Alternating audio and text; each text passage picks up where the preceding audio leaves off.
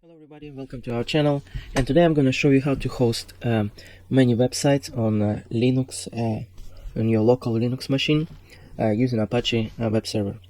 And as you can see, after installing Apache, you're going to be, if you go to localhost address, so you're going to see this default Apache web page, and there's some useful information and some commands that we're going to use this. For example, A2 end site, enable site, and but first of all, we're gonna go to this directory folder, and we're gonna create a folder. So in order to do this, we're gonna open terminal or console, and we're gonna type sudo make dir, and then full path to that folder that we're gonna create. It's gonna be var // and slash and the name of your folder. So let's make it my site.log, since we're on local machine. And if you put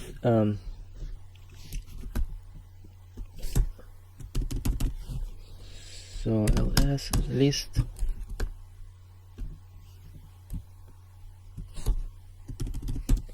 so you can see we have created folder, and if you go here we also see there's folder. So let's create file, index file, sudo nano index. First we need to change to the directory, just press ls, and then we're gonna sudo nano and the name of the file index.html. It's the default name of the file that browser gonna show us content in the browser. So we need to put some simple HTML and this path and the title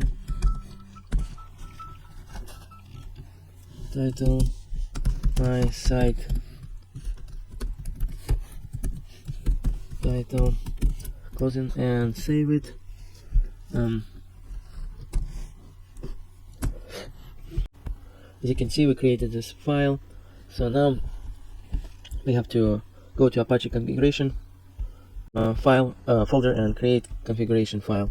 So let's cd to etc Apache to sites available, and if you list it, there is only 2 files. So we're gonna copy default file 00-default.conf to the new file. So for this we need administrator privileges, credentials. So administration account, so we'll do sudo cp copy to my site.conf.